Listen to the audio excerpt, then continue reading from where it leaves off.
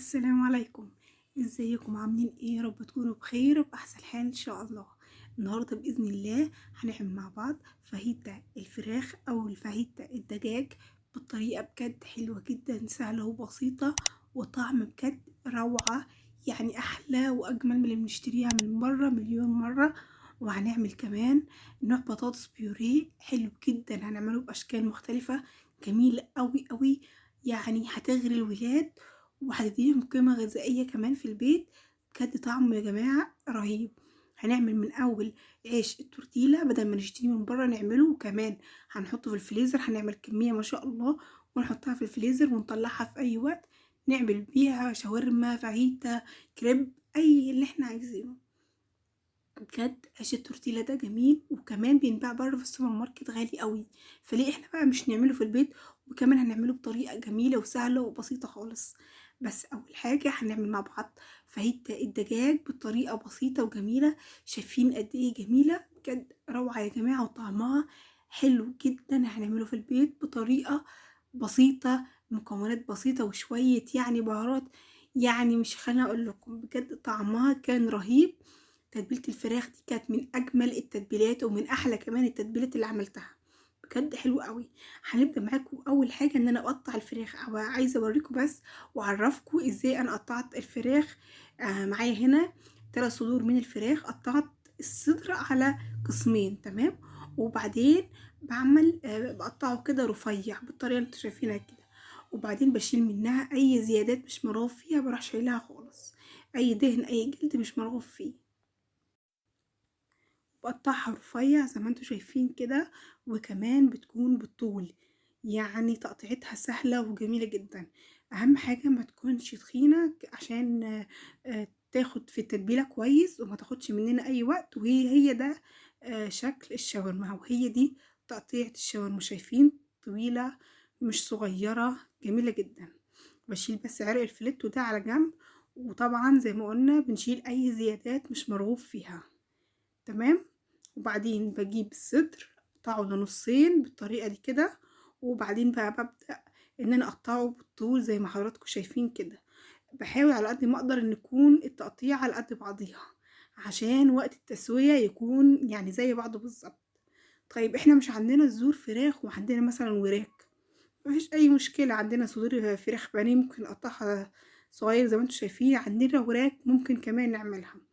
انا ما شاء الله كنت عايزة اعمل كمية كبيرة، يعني تكفي من 5 ل6 أفراد، فكان عندي كمان وراك أنا مقطعاها يعني مشفياها خالص من العظم. فبدأت إن أنا أطلعها، غسلتها كويس جدا وبعدين صفيتها ونشفتها من كل المية الموجودة فيها. وبدأت إن أنا أقطعها وشيلت طبعا العروق البيضاء اللي بتكون في الوراك طبعا فيها عروق بيضاء تخينة شوية أو مسكنة يعني إيه جامدة، فإحنا بنشيلها خالص. وهي دي بتكون شكل التقطيعة. وبعدين بقى في بولة او في بايركس جبت كل كمية الفراخ بتاعتي. طبعا احنا لسه هنضيف على الفراخ تتبيلة، وكمان هنضيف عليها شوية اضافات. تتبيلتنا وبهاراتنا بسيطة جدا: ملح، فلفل اسمر، وكمون، بابريكا، توم باودر، بصل باودر، وشوية كزبرة ناشفة، وشوية كمان من بهارات الفراخ. بجد يعني حاجة جميلة جدا وتتبيلة بسيطة خالص. هنقلب كل البهارات بتاعتنا، طبعا معلقة صغيرة من كل حاجة، معلقة صغيرة من كل حاجة يعني. ونقلل كمان الفلفل الأسمر، يعني ممكن يكون نص معلقة. بصراحة ما بحبش أضيف فلفل أسمر كتير لأنه برضو لما يكون ليه فوايد بيكون ليه أضرار لو كتر. طبعا معلقتين من الخل حلو جدا مع الفلفل الأسمر، بيضيع أي زفارة موجودة في الفراخ أو أي ريحة وحشة في الفراخ. بجد التتبيلة بسيطة وجميلة جدا وان شاء الله هتعجبكم خالص. شايفين هو ده اللون والقوام المطلوب والشكل الجميل ما شاء الله حلو قوي قوي. تعالوا بقى نعمل حاجة كمان جميلة عجبتني جدا الصراحة، شفتها على اليوتيوب حبيتها قوي والولاد هينبسطوا بيها جدا. هنعمل مع بعض بطاطس بيوريه كده، يعني جديدة طعمها حلو وهتعجب عندك الولاد جدا جدا. معايا هنا 3 حبات من البطاطس وقشرتهم وغسلتهم وبعدين قطعتهم مكعبات صغيرة. انا بقطعهم مكعبات صغيرة بحيث ان هي ما تاخدش وقت في السلقة. حطهم طبعا هاسلقهم شوية بشوية ملح صغيرين، أو من غير ملح ممكن إحنا نضيف عليهم الملح بتاعنا. نسلقهم حوالي 10 دقايق أو 5 دقايق، أنا عايزاهم يكونوا مسلوقين كويس جدًا. وبالشوكة بقى والّا بهراسة البطاطس نبدأ إن إحنا إيه، نهرس البطاطس بتاعتنا كويس. أنا عايزة البطاطس عندي تكون بيوريه وناعمة جدًا، جدًا، جدًا. هو ده بقى القوام المطلوب، وهنضيف عليها شوية بهارات، وكمان هنعملها بطريقة بجد حلوة أوي، يعني أحلى كمان من بتاعة المحلات، والولاد عندِك هيطلبوها كل يوم. وعلى فكرة كمان البطاطس اللي إحنا هنعملها دي ممكن تتفرز في الفريزر عادي جدًا. بهاراتنا بسيطة، شوية ملح، شوية كمون، فلفل أسمر، بابريكا، توم باودر، بصل باودر، وشوية من بهارات البطاطس يا جماعة، وبهارات الفراخ اللي هي بهارات مرقة الدجاج، تديني طعم كده في البطاطس حلوة جدًا. الأكياس الصغيرة دي بهارات بطاطس ممكن نشتريها من عند العطار، يعني تقريبًا الكيس حوالي ب2 جنيه ونص أو 3 جنيه، مش غالي أوي. ممكن نضيف على ال3 حبات بطاطس دي كيس كامل من أو باكيت كامل من البهارات. قلبت كل المكونات بتاعتنا مع بعضيها مع البطاطس، وكمان هابدأ إن أنا أضيف 3 معالق كبار من النشا. شايفين 3 معالق كبار، يعني مش مليانين أوي يعني، بس حلوين بينشفوا البطاطس، وكمان هيطلعها لي مقرمشة جدًا. كل ده وأنا ما ضفتش بيكنج باودر. هتستغربوا كمان لما أعمل البطاطس وأحطها في الزيت، هتلاقوها كده يعني منفوخة كده وهشة إذا كنت حاطة عليها بيكنج باودر بالضبط، حلو أوي. وهنضيف كمان معلقتين كبار من زيت الزيتون، أو معلقتين كبار من أي زيت موجود عندنا، معلقتين كبار بس. وبعدين هابدأ إن أنا أعجنه تاني بقى، وبعديها أحط كل العجين بتاعة البطاطس معايا في كيس اللي هو الحلواني. وبعدين بقى هابدأ إن أنا أشكله بالشكل اللي انتوا تحبوه. ممكن نعمله صوابع، ممكن كمان نعمله حلقات زي الدوناتس، كانت حلوة جدا. أنا حبيت إن أنا أغير من شكل البطاطس، بحيث يعني كده كده البطاطس أصلا محبوبة جدا عند الولاد، محمرة مشوية، البطاطس بكل أنواعها محبوبة جدا. ولما تعمليها كمان بالطريقة دي هيحبوها أكتر وأكتر. بطلع منها أي هوا موجود فيها، وهبدأ إن أنا إيه أشكلها كده. شايفين حلوة جدا، تشكيلتها سهلة وبسيطة ما شاء الله. كل واحد مقاس التاني بالظبط، ومتماسكة على فكرة، مش إنها طرية وهتفرول وهتفتح منك في الزيت خالص، هتكون جميلة. شايفين حلوة جدا. نعمل بقى الحلقات الصغيرة اللي هي عاملة زي الدوناتس دي. بصوا بقى أنا خلاص تشكيل، بس لازم نحطها على صينية عليها ورقة زبدة. وبعد ما أخلص تشكيل البطاطس، هحط البطاطس بقى في الفريزر لمدة ساعة، ما يقلش عن ساعة، تمسك نفسيها عشان أعرف أشيلها وأحطها في الزيت على طول. شايفين بساوي بس الإيه الأطراف كويس. عندي زيت بقى يكون متوسط مش سخن قوي، يعني زيت البطاطس العادي اللي انت بتضيفي فيها البطاطس العادي. وبعدين بقى خلاص البطاطس بقى عندي بتكون جمدت شوية، يعني انت تعرفي تمسكيها وتحطيها كده الواحدة ايه بالواحدة بتاعتها.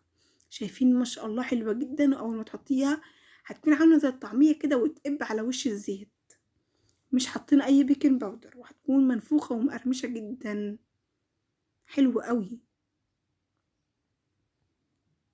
نديها بقى ما بلاش بقى ان احنا نلزق في بعضيها، عشان بتكون لسه طرية وما تفكش مننا. ومش نقلبها يا جماعة اول ما نحس ان هي خلاص اخدت لون نبدأ نقلبها، يعني ما نمدش المعلقة او اي حاجة ونقلبها عشان ما تعجنش مننا. شايفين لونها حلو جدا، شكلها جميل جميل. كده خلصنا كل كمية البطاطس بتاعتنا. نرجع بقى للفراخ بتاعتنا بعد ما سيبناها 3 ساعات في التلاجة. لازم نسيبها 3 ساعات او اكتر في التلاجة. الفراخ بتاعتي تشرب من كل التتبيلة بتاعتنا الموجودة. بصوا يعني اجمل فراخ ممكن تعملوها بالصدور. فهي فراخ يعني حاجة كده جميلة وسريعة. انا بنزل طبعا كل كمية الفراخ عندي في الطاسة عليها 3 معالق بس من الزيت، وبعدين بنزل كل الصوص الموجود بتاع الفراخ بنزله على الفراخ كده على نار متوسطة مش عالية قوي. هتنزل ميتها وهتستوي وهتكون جد تحفة، طعمها هيكون رهيب. مش هنضيف اي بهارات تانية، خلاص احنا ضفنا كل البهارات بتاعتنا في التتبيلة. شايفين كل دي مية الفراخ، انا ما ضفتش عليها ولا اي مية، كل دي مية الفراخ اللي نزلتها طبعا بعد التتبيلة. تحفة كده. على فكرة خلاص الفراخ بتاعتنا غيرت لون وما بتاخدش اي وقت في التسوية، لان خلاص اعتبروا انها قعدت في التلاجة 3 ساعات، يعني خلاص ادتنا نص التسوية، استوت في 3 ساعات. يعني ايه في التلاجة خلاص. بعد ما استوت بقى خلاص على النار، ما عادتش حوالي 10 دقايق على النار، بدأت ان انا بقى ايه اطلعها من على النار عشان ابدا ان انا اضيف الاضافات بتاعتي. الاضافات بتاعتي هيكون عباره عن ايه؟ هتكون عباره عن بصل وفلفل، اي فلفل موجود عندك، سواء فلفل رومي، فلفل بلدي، فلفل حراق، سبايسي، اي حاجه. بصفي الفراخ عندي كويس جدا، بتنزل كل السوائل بتاعتها والزيت والصوص بتاعها، وابدا ان انا انزل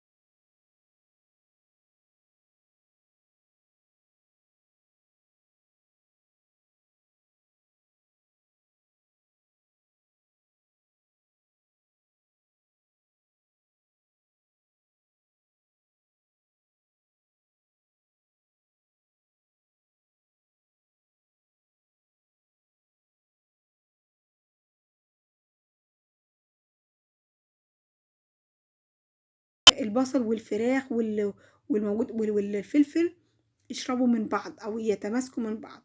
شايفين ما شاء الله الوان تحفه، والشكل عندي مبهج وجميل جدا، حلو قوي ما شاء الله. طبعا مع عيش التورتيلا اللي انا عاملاه. طيب عيش التورتيلا ده يا جماعه انا عملته، بس حسيت ان الفيديو عملته معاكم نفس الفيديو، بس حسيت ان الفيديو هيكون طويل قوي، فقسمته لجزئين. وان شاء الله هنزل فيديو عيش التورتيلا الاول، وبعديها تاني يوم على طول هنزل ب الفاهيتا الفراخ. شايفين البطاطس مقرمشه جدا وقلبها فاضي من جوه، وكمان قلت معاها بطاطس عاديه خالص، بحيث انها تكون موجوده في حشوه الفاهيتا. دي عيش التورتيلا اللي احنا عملناها مع بعض.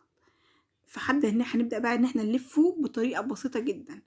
معايا هنا الصوص بتاعنا اللي احنا بصوا، ما حبيتش ان انا احط صراحه صوص توميه، فهي فاهيتا الفراخ حلوه جدا مع الكاتشب والمايونيز. خلطيهم على بعض، حطي معاهم معلقه صغيره كده على عيش التورتيلا، وضيفي بقى كميه الفراخ اللي انت عايزاها في الساندوتش. يعني حسب ذوقك، حسب انت عايزاه يكون كبير صغير براحتك خالص. وبعدين ضفت بقى حلقات من بطاطس صغيره كده، وهبدا ان انا ايه الف. وكمان معايا شويه من الخس. الخس ده كان نوع كابوتشي، ممكن نستخدم خس بلدي لو موجود، بس تقريبا مفيش خس بلدي اصلا موجود في السوق اليومين دولي. فممكن نضيف اللي هو الخس اللي هو الكابوتشي، اللي هو عامل زي الكرنب ده، بس اللي هو الخس مش الكرنب نفسه الصغير، لا الخس. وبعدين هلفه بالطريقه دي. طب هتقولي هيفتح مننا، لا ما لسه هنحطه على النار، ياخد العيش تاخد كده تشميعة وياخد شكل جميل جدا على الجريل، وهيمسك نفسه هيكون تحفة. ضفت الكاتشب والمايونيز، وبعدين الفراخ، وبعدين البطاطس. وممكن كمان نضيف ميكس من الجبن، لو مش متوفر عندنا جبن مفيش اي مشكلة عادي خالص. ممكن نكتفي ببس بالفراخ والبطاطس والصوص بتاعنا اللي هو الكاتشب والمايونيز. وهبدا ان انا اطبق الجناب كده على الساندوتش، بحيث ان الحشوه بتاعتنا ما تخرجش من الجناب، من الاطراف بتاعتنا. وهبدا ان انا الفه كده زي ما انتم شايفين ما شاء الله، ومش هيفتح مننا، وهيكون شكله بجد حلو جدا. ما تخافوش مش هيفتح مننا، بس نحطه كده على الجريل ويعني ايه ونتك عليه او نضغط عليه بحاجه تقيله او بايدينا كده، بحيث ان هو يعلم، او الجريل ده ياخد خطوط كويسه جدا، او يدينا شكل جميل على عيش التورتيلا. شايفين حلو جدا ما شاء الله.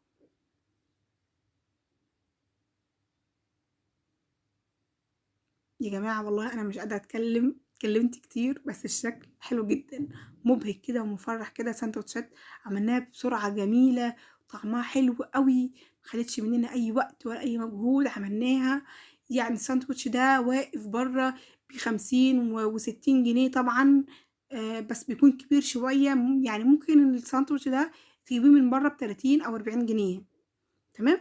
احنا عملنا كمية في البيت حلوة جدا، تنفع كمان من ل5 ل6 أفراد بأكتر كمان. يعني كل واحد ممكن يطلع له 2 3 بالكتير. شايفين الجمال والشكل حلو جدا.